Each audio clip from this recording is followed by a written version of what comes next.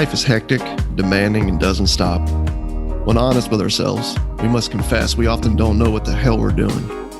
The Larkcast is an ongoing conversation about the inclusive and mischievous nature of God's presence through the lens of all the things that make up this phenomenon we refer to as life. Astonishing grace and refreshing honesty collide right here for your weekly encouragement.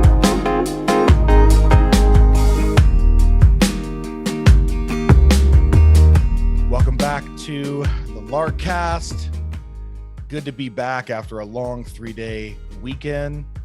Yeah, man. What's up, Russ? How you doing, man? How was your Memorial Day weekend? It was good, man. It was good.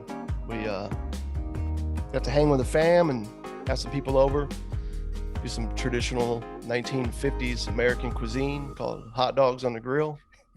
I ate so many hot dogs this last weekend. Mac and cheese, cheap cookies for dessert. Dude, who Cheap says cold America beer. doesn't have a culture, dude? Come on. Yep. I mean, I love Miller Lights food. and hot dogs. Yeah. I love food. I love getting creative with it. I love eating it, cooking it, tasting it, all of it. But there's just something really cool, man, about just hot dogs and cheap mac and cheese, man. Yeah. So, yeah, we got to, just take some time to reflect. As you know, Memorial Day is oftentimes confused by a lot of people with like Veterans Day or Armed Services Day. It's like, no. Armed Services Day is for people who are wearing the uniform. Veterans Day is for people who we celebrate those who hung up their uniform. Mhm. Memorial Day is about remembering the people who never left their uniform. Mm-hmm. Very different. So, we took some time to think about that, man, and then just spend some time with each other, which was good, and, laugh and enjoy the freedom that we have. But the coolest thing for me over the weekend is I had some friends, shout out to Josh and Vicky, part of the Lark, and they surprised me, dude, with a birthday present, man, that they had planned a little while back. And I got to go see my all-time favorite movie, which for me as a kid was like just the coolest thing on earth because I watched it every week. Smokey and the Bandit. And I got to Burt see Reynolds, that. right? Yeah, dude. Like Burt Reynolds is part of the Trinity of Florida, basically. Sure. And so yeah, just very nostalgic, for me. But just being able to go into a theater, I never got to see it in a theater, man. And they replayed it in a theater here. So we went and saw the movie, man, went out to eat. They even went as far as like sneaking some Coors into the theater, man, which is the plot of the movie is this whole bet about getting Coors, which was illegal to transport across state lines from Texas back to Georgia. And it was cool, man. Just, yeah, good weekend. So that's cool because I saw the Instagram on that and I didn't know that was part of the plot of the movie. I just thought they found like some really old school like Coors that they drank in the movie or something like that. They kind of went all out on that thing. They did, man. Yeah, that was actually back in 1977. It was illegal to transport that beer across state lines. Okay. And so a couple of good old boys who are really wealthy bet the Bandit and Snowman that they can't get there and back in a certain number of hours. So that's what the movie is picking up this beer and getting it back. Yeah, Russ was not happy to know that I had not seen that movie, so he gave me some homework. I'll have to check it out for sure. Got to do it, man.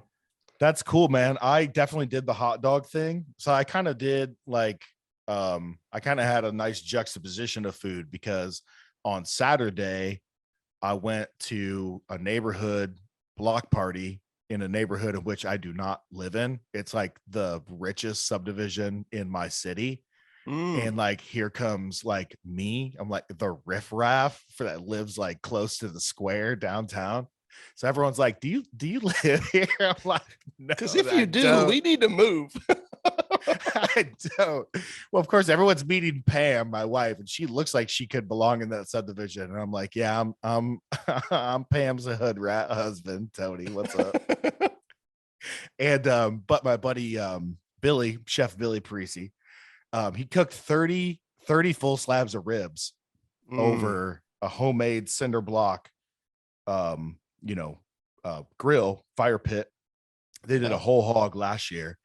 I know, and I know you saw it, and I was sending you some stuff, and you were referenced a couple times at that party. I will let you know that. Dude, if I'd have So we known, I had, would have literally hopped on a flight the night before. yeah. So we had that. Dude, I found out one of Billy's neighbors was actually pegged to be Dennis the Menace in the Walter Matthau Dennis the Menace movie. Yeah. And he smarted off to like one of the producers and they booted him. So I'm like all finding out all this cool stuff.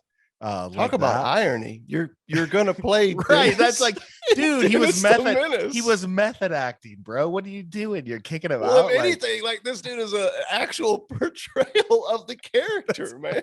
Come on. Yeah, that's actually the first thought I had. That's hilarious. But yeah, that is ironic. But yeah, lots of hot dogs. One thing that was really cool was like impromptu, legit. We like had a field day in our backyard on Sunday. It all started with my oldest son, challenging me to a race. We bet $50 on it. Let's just say I'm $50 poorer today than I was before that race. And so the realization of my age and limitations is really starting to set in. But then that sparked like other people starting to race.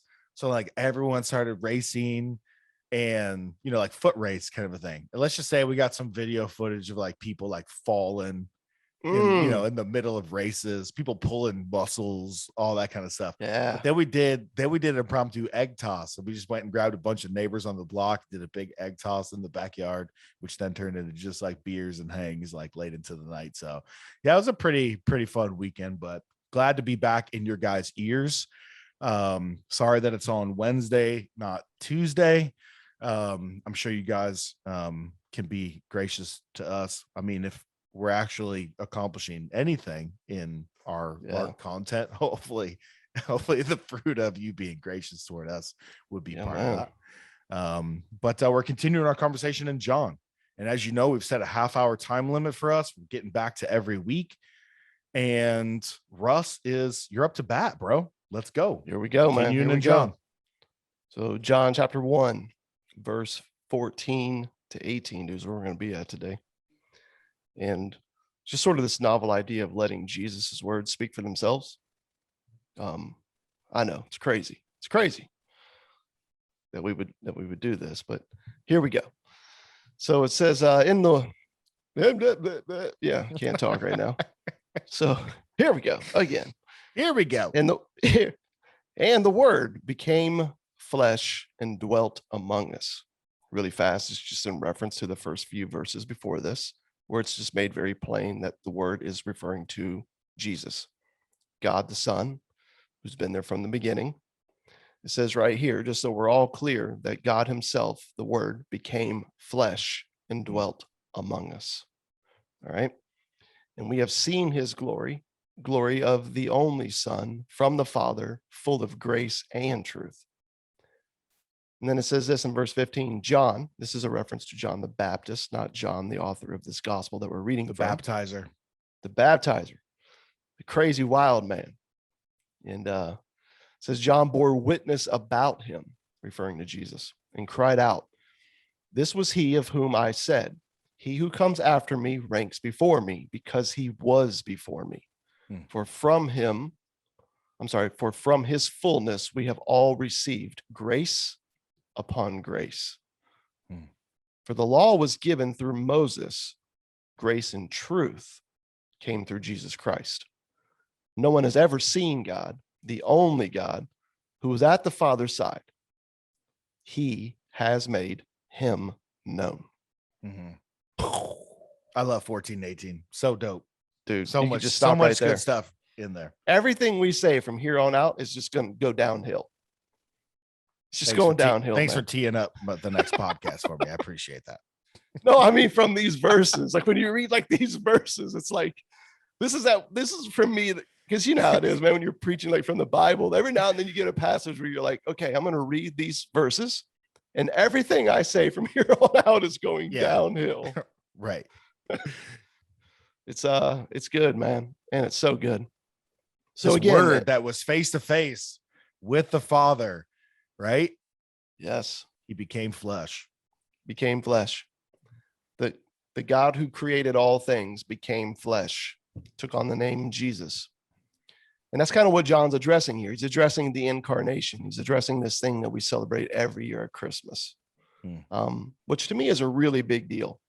I know we kind of highlighted it for a moment in the last few podcasts, but it's just this idea that God has come down the ladder and decided to dwell among us, to take on human flesh, to become like us, so that he can identify with us and go on and do something that none of us could ever do, don't do, and will never do, in hopes to dwell in relationship with a perfect, holy, and righteous God. He's become flesh, man. He's done this. This word became flesh and dwelt among us. The word literally means tabernacled, okay? Like this idea that God is tented among us. Yeah. As I've said before, he came down that ladder and then kicked down the ladder. No more is life about trying to ascribe to this idea of what is God like and what do I need to do to climb the ladder to be with him one day. Right. Instead, in Jesus Christ, we find that God has chosen to come and dwell among us, to unite himself to a broken world, man. And Amen, that just dude. wrecks me, dude, every time I think about it. If you've ever thought, what do I got to do to bridge this gap? And you think it's on you, and whatever you conjure up in your brain and your heart of what you got to do, man, we're here to bring you some good news. God has already made his way down to us. Yep. And it always, like this thing that's in us, as you know, we're broken people, man. We're addicted to religion because we love the myth of control. And every time you hear that, right, there's this thing in you that rejoices, and then there's this thing in you that goes, yeah, but, and it's like, no, dude, that's what these verses are about. This is what John the Apostle is making known. There is no but. That doesn't exist. There's no but. This is just reality. Take it or not, believe it or not, choose it or not, trust it or not, irrelevant. This is reality. God has tented, he's tabernacled among us. And you see it in the Old Testament, right? You see this tabernacle where God's presence sort of dwelt as it traveled with the people, right, in Israel. And the beauty in this is like God sort of, as you study the Old Testament, you see all these passages that are constantly pointing us to what God is like. It's constantly pointing us to what humanity is like. It's constantly pointing us to a Messiah who's coming, because humanity does not have within it, right, what is needed to dwell with him, man. We just don't. And he knows this. And at no point do you ever see him looking at our humanity as this thing that we need to overcome. So much so that he would choose to become human, man, to prove it to us. That's pretty awesome for me. And so that's the point, man. Like, God is now here. He's with us. And of course, like, after Jesus's day, there was like these people that, oftentimes referred to as like the Gnostics. I mean, you could call them doubters, haters, whatever you want to call them from then or today. Just to be clear, I think some of them could be very sincere, okay, like in their approach. But you can be sincere about something, but not be sincerely aligned with what is actual reality. And the Gnostics were these people that believed that, Jesus, he was great. He was definitely more than a good teacher or somebody who just called us to like what love, really is. Yeah. But they had this idea that he wasn't fully human, that he was almost like angelic. They couldn't wrap their minds around a holy God taking on human form, subjecting himself to, right, all the things of humanity and the limitations of humanity. Yeah, because of their fundamental belief that like humanity and flesh is inherently like bad, wrong, decaying. So to unite himself to that would be to unite himself to something that's not good. And there's some truth in that, but it goes too far. Yeah, but to say you can get into a whole study, man, when you start getting into like lineage, which I'm just going to throw a side note in here, man. One of the most like earth rattling things for me and wrestling through that as a young believer was discovering in Matthew, who was a writer of a gospel that was really specific to helping the Jewish people grab on to the fact that Jesus is that promised Messiah of God. As he goes through the lineage of Jesus, he ties it to King David, right? Like through his father. Joseph, which the Messiah had to be of the lineage of David.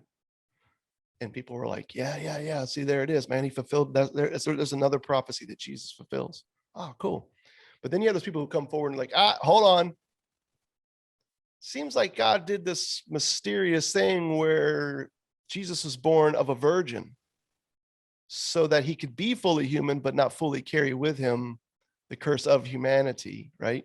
Which is kind of like what the Gnostics were wrestling with. So Joseph's his adopted father, and although that is fully legal, doesn't quite qualify. So guess what? He's not of the line of David. He's not the Messiah. And again, God in his infinite wisdom comes along in Matthew and not only shows this line through David, passed through Joseph, but also through Mary. And it's like, I remember closing my Bible, learning that and being like, man, he doesn't miss anything. Yeah. like every but we have, it's cool. He meets us there. Mm-hmm. And so I don't want to belabor all that. That's a fun little fact, man, of just what God, I think, showing us here. And so you get down into this and you find that our humanity is not a problem to overcome, man. So this idea of like human becoming something is this never ending search of an unattainable promised land. And that's okay. And we see that Jesus is showing us that, man, God himself can now identify with us as someone who truly knows pain and suffering and betrayal and abandonment and loss and fear and doubt, right? He knows all of these things, man. But what's cool is that he's not only showed us this, he showed us what true humanity looks like and how he goes about living in full dependence upon God through his life. And I'll just go ahead and end here, man, on this point and just read this out of Hebrews chapter 2. I just felt like these verses, man, were so powerful. Hebrews chapter 2, you're going to go down to around verses 14, and he shows us like why God becomes flesh, why that's so important, and realizing that Jesus was not just some angelic being that when he walked on the beach, you didn't see his footprints. Yeah. He left footprints, man, for a reason. Here's the reason. It says this: since therefore the children share in flesh and blood, he himself likewise partook of the same things, flesh and blood, okay, that through death he might destroy the one who has the power of death, that is the devil, and deliver all those who through fear of death were subject to lifelong slavery. For surely it is not angels that he helps, but he helps the offspring of Abraham. That's us, right? People. Therefore, he had to be made like his brothers in every aspect, so that he might become a merciful and faithful high priest on our behalf in the service of God, to make propitiation for the sins of the people, to make payment, literally, with his life. For because he himself has suffered when tempted, he is able to help those who are being tempted, man. All of that that is fulfilled on our behalf, dude, is because Jesus became human, fully human. Dude, You can just stop there. he didn't have to No. do this. This speaks to what he's like, his heart for the world, his heart for people. It literally comes in a way that we can grab onto. And I'm not trying to get ahead, but in 18 it says, like, so that I can make this God make us this Trinity, this relationship. I'm trying to reveal us to you guys. And he does so not from afar, but up close. Someone with skin, someone who talks, someone who lives and walks and experiences life like we do. It's just beautiful. Yeah, because you have all of these things by which God has now been able to identify with us and truly meet us where we are and offer himself as the high priest that we couldn't be. But then the fact that all of this, including his death, it's only brought about this because he became willfully chosen, intentional, right? Human with us, man. Yeah. And it is sad that, like, if you've grown up in the church, you would think that the pursuit of the Christian life is to really overcome a lot and to become this very ideal kind of person. Whereas like something far more sympathetic and merciful and gracious is happening in Yeah. the word becoming flesh. Far more gracious, man. Yeah. Which goes kind of right into that very line, which, in John chapter 1, which, I've read, it refers to this one who became flesh coming full of grace and truth. Yeah. Okay. He's not like a little bit about grace and truth. He's actually full of grace and truth. And it just kind of brings to mind this understanding that, hey guys, just so we're clear, Jesus is never going to lie to you. He's never going to hide reality from you. He's full of truth. You can count on this in a day where almost everybody can sometimes hide or bend something, right? For their own, just for their own good, man. And he's also never going to make you, in a sense, like he's also full of truth. So this idea of like the law, he's never going to make you keep the law, morality, if you want to call it that, morality in action, because you can't. He's full of grace, and he knows what the law demands, and he knows where you fall short of it. So your spiritual resume, man, it's not a requirement for his love and acceptance of you. Now, that doesn't mean he's saying, hey, go choose whatever reality you want and pursue it. I don't even care. That's not true, because he's a God who is about truth. He is a God who has brought the law. He's declared for us what reality is and shown us where harmony is found. It's in walking in things that are good and from him. But that has nothing to do with the fact that he's full of grace. Your ability to walk in anything that is true has no bearing upon his acceptance of you. He's a God that's full of grace.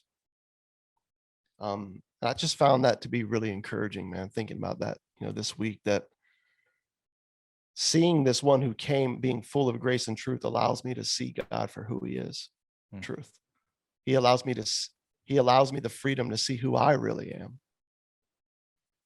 And because he combines these two, I get to drop the mask, man. I get to stop the pretending. I get to stop subjecting myself to this endless tyranny of religious performance, whether it's spiritual religion or cultural religion or political religion. I get to just drop the whole myth of that nonsense, man. And go, no, what the Christian life is not about something I do or someone I become. It's about what someone else did. Yeah. That I can't do, don't do, and won't do. Yeah. That's the reality. I've always been frustrated how people pit grace and truth against each other, almost like they're kind of like, two equilibriums, to kind of like, guardrails, almost, so to speak, like, well, let's be about grace. And then, well, when we're doing a little bit too much grace, well, truth brings us back, to the middle. And it's like, I need the raw truth about what God is like and about who I am. Because when I really grab onto that, when I see that, when that's revealed to me, I know how much I need grace. And I know that grace is really all that I have. Really. Yeah. Truly. And then once I know the terms and conditions of how God interacts with me, that it is a gracious atmosphere. It's not like grace is, like, I've heard you say this, it's not like grace is sitting in some like little jar off to the side and like, I'll get a little bit of grace here today, a little bit of mercy here today, some judgment and some righteousness, on another day. It's the entire atmosphere. And because I know that, I actually can face truth about what God is like and about who I am. Things that maybe others might, kind of gloss over, or where we're prone to gloss over, or we're prone to self-justify, or we're prone to make it out to maybe not be as bad as it really is, because I know that God loves me and that is completely dependent on something he's done. I can embrace sometimes the ugly truth about who I am, but then I need the truth initially to see that, man, all I really have is grace. So they work together, they shouldn't be pitted against each other at all. No, they shouldn't. And but I would agree with you. They always are. Yeah. I haven't served or led anywhere. I've never even been in a conversation beyond me and one other person. Like you add a third person to any conversation about Jesus, dude, and it will inevitably always be someone with a break saying, hold up now. Gotta keep this thing in balance here. You know, he was grace and truth. And it's almost like they have this picture in their mind of like the old school, like TNC surf shop when I was growing up, the yin yang, you know, symbol. And it's like this perfect balance, you know, and we gotta make sure we keep it in balance. And we don't want to be too truthful, man, because there needs to be some grace, let's be honest. But Russ, you're just talking a lot about just God's kindness toward us. Let's make sure we keep in check like what's needed and what we need to do. And it's like, yeah, I don't think you understand what the word grace means. And I don't think you're understanding what the word truth means. Right. Okay. And I think probably the best way to talk about that is right here in the text. All right. Right here in John 1. So two things. One, he says grace upon grace. He brings grace upon grace. Think about that. From his fullness, we have all received. Yeah. Grace upon grace. Yeah. From his fullness, not ours. So let's stop making this about us and trying to have balance so that we have quotation marks, fullness. This ain't about our fullness. Because we ain't bringing any fullness of anything other than the fullness of complete brokenness that we constantly bring to everything, because we can't help but turn everything into a story about us. Being full of shit, maybe. So this fullness that we've received. Yeah, we're full of something. It's called a gift, Ephesians 2. You didn't have anything to do with it. It's not something like, it wasn't like a down payment. It wasn't this thing that, you know, you received and you pay back. It's like, no, it's a full-on gift that you can't afford. And it's grace upon grace. It's grace on top of grace. It's grace. And then every time you try to throw, well, we got to have in there, just comes more grace to drown out that religious addicting, right, impulse that we have to bring something we're doing into the story so that we can feel like we're in control. Yeah. Literally the translation is grace in place of grace. And I was reminded of this because I got a new bidet last week and I installed it. It's the Tushy brand. This podcast is not sponsored by the Tushy brand, but they have this like really fun brand where like you open up the box and on the inside is all these like nicknames for the bidet. My favorite one is the butthole car wash. That one's pretty great. And I'll shoot you the text. I'll shoot you the text later on. The other one is Perrier for your derriere. And the bun gun. That one's good too. But anyways, yeah, I can go on and on about that. But anyways, I don't know if you ever watched Parks and Rec, but there's this character Andy in there, and he goes to the doctor with his girlfriend, and she's got like a legitimate like scare, like a legitimate like health concern, and he plays this like really just like lovable like idiot, and he goes, "Hey doc, like really really quick while I got you here, hey, like sometimes I go poop, and sometimes I like go to wipe and I just like keep wiping and it's like it's not going away, like it's just like he goes, it's like a marker, like it just keeps coming and coming and coming and coming." And he's like do you know what that is? And the doctor and his girlfriend just looking at him like, dude, you're a freaking idiot. And that is a very very crass but appropriate, I think. That's an illustration no one on here is ever going to forget. Grace upon grace upon grace in place of grace. As soon as you think it's run out, nope, it keeps coming. It keeps on coming. Also, I know that we're in John 14:6. Jesus is the way, but in a very lesser sense, I will say the bidet is the way when it comes to cleaning yourself. That's it. You know, I'm a big fan of the bidet. I'm an apologist. I'm an evangelist. I got to just get that in there. Just got to get it shut up now. I'll shut up now and send it back to you. Well, I think what I like scarred. about this Everyone's is, scarred now.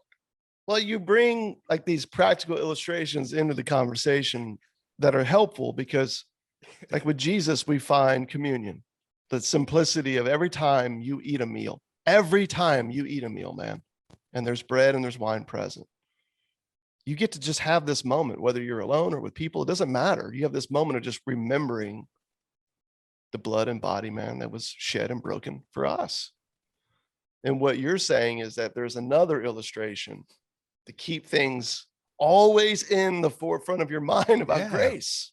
A daily reminder. A daily reminder. And with my illustration, if you don't have a daily of grace, if you don't have a daily day. reminder, you might need to go see a doctor and start drinking more water. So we'll just say this. Like in view of this reality. No. Like I just gotta say this. Last time I brought up the bidet on this podcast, someone threatened to stop supporting the podcast. It's true. And now we're gonna be in trouble again. We're in trouble. But if you're hearing what we're saying, yes, you're grabbing onto this, and you found freedom in this, and you found resources to help other people find the freedom they already have, we want to invite you to just laugh with us and continue to support Lark. Go to larksite.com, click on give. All donations are 100% tax deductible. We are a licensed nonprofit 501c3. So with that said, let me just go ahead and close out here. At the end of this, it just refers to just one key passage I feel like is just needed, man.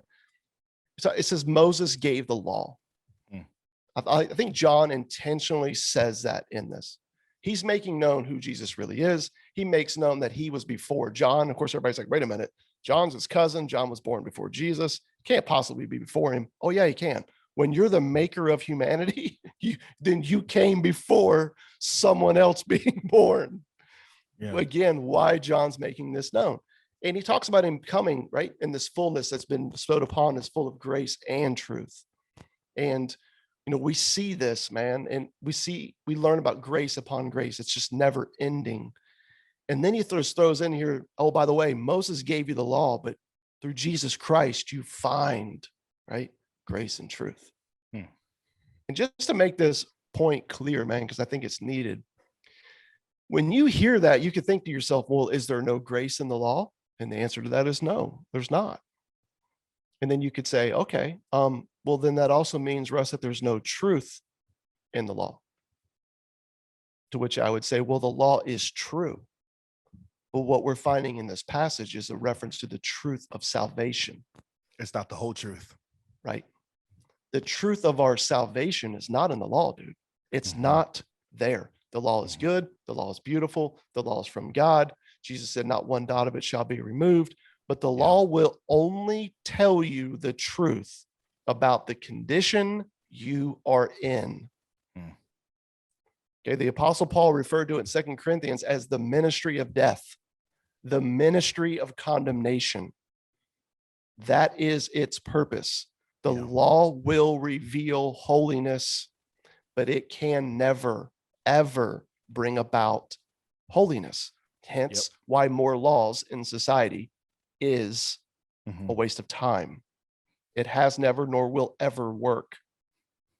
Okay. All it does is just reveal where you fall short. So Moses brought this law to show us what holiness was really like, to show us what harmony could really look like with God and others. But that's all it can do. Right? That's all it ever has done. It does not tell you about the truth of salvation or give you the grace that you need to live in union with God. The only way to see what God is like is to look to the Son who reveals him, which is what the verse 18 is all about. He reveals him. Colossians 1, he's the image of the invisible God. If you're wondering what this God who's full of grace and truth, a God who has declared a law of what is good and right, but he's also full of grace because we cannot meet this. And then also within his grace brings about the truth of salvation and where it's found, which leads right to the way. And the way, his name is Jesus, is made known, man. And I just like that because if you miss it, you start to realize how easy it is to live your life in good faith to the wrong God. And I've known a lot of friends, man, and myself included for years and years and years and years and years, can sincerely live in good faith to the wrong God, man, because we don't understand the connection of these things. And therefore we miss it and we spend our lives pitting grace against truth and trying to Yeah. walk this balance to keep a law that's only purpose is to reveal that we can't keep it. Yep. It's insane, dude, like how much popular Christianity is completely devoid of Christ and what he's Yeah. actually declared. You would have thought John said, and the law came from Jesus.